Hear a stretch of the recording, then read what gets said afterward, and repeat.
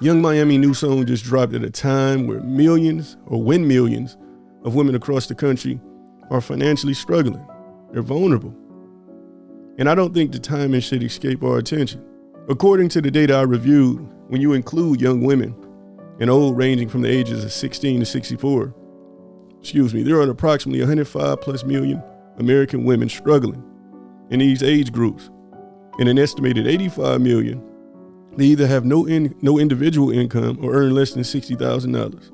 If you make less than 75 as a single person, you're still struggling, man. I need y'all to think about that. 85 plus million women either have no individual income or earn less than $60,000. Millions of women are trying to figure it out. Millions of women are trying to figure out how they're going to pay rent, buy groceries, and keep the lights on, or simply survive. I mean, me personally, I've watched countless videos of women, young and old, breaking down online because life has become overwhelming. And then I watch a bunch of brothers and a bunch of women that are themselves in the same situation take to the internet, and instead of giving compassion, they ridicule and laugh and tell the sisters that they need to pull themselves up by their bootstraps and figure it out. This is by design. It isn't a coincidence that a song celebrating scamming was just released at a time where so many people are struggling. You gotta open up your eyes and pay attention, man. It's real, it's serious. I believe we all have a responsibility to act as guardians for those who cannot yet recognize the negative influence around them, because financial desperation changes decision making. And stress and hopelessness changes decision making as well. We've seen this movie before many times over, man. We've seen how it ended. The ending is always devastating, always, man. I watched music destroy whole communities. Something else that concerns me, man, is we hear a lot about men. We don't spend nearly enough time talking about women. Too many young women have entered the criminal justice system carrying sentences that will shape the rest of their lives, man. The jails is packed to the capacity. But you listen to the airway, you listen to big media, they'll falsely lead you to believe that the prison population is down, man. They lying to us. Man, there's so many young women in the penitentiary, so many women getting caught stealing food that's locked up right now. Their kids have been placed into foster care. Don't listen to what these people are telling you, man. They're telling you a lie. And again, we don't spend nearly enough time talking about women. Too many young women have entered the criminal justice system. Too many, man. Many were never prepared to survive, let alone thrive. And instead of asking how we arrived there, we often wait until after the damage is done and we blame the individual.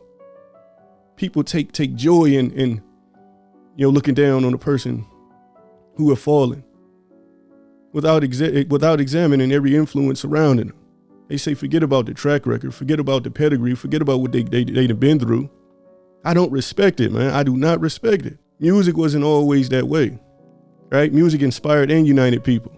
Music also strengthened families. You know what I mean? Music connected people. It's a spiritual thing. Today, much of our most heavily promoted music celebrates exploiting people.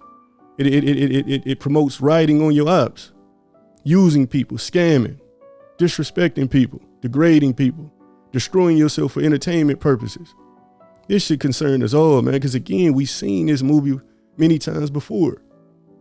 In my humble opinion, man, everybody involved in bringing this kind of content to market should expect continuous, relentless public scrutiny. Everybody.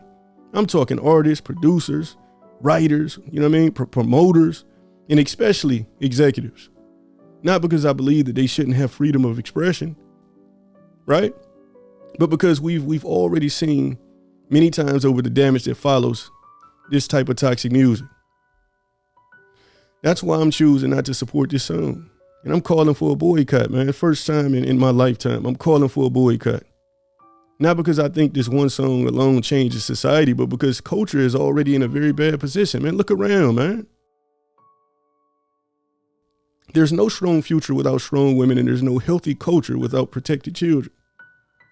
There is no thriving community without people willing to raise the standard. And raising the standard calls for accountability, responsibility. And I know a lot of people don't want that, but we ain't got no choice.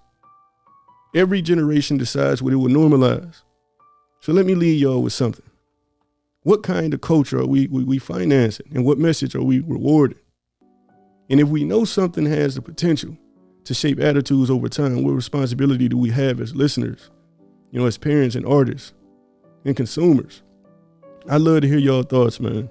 If this conversation challenged you, share it with someone else. And if you want a culture that uplifts instead of exploits, remember, the most powerful vote you'll ever cast, may be the one you make with your attention and your values.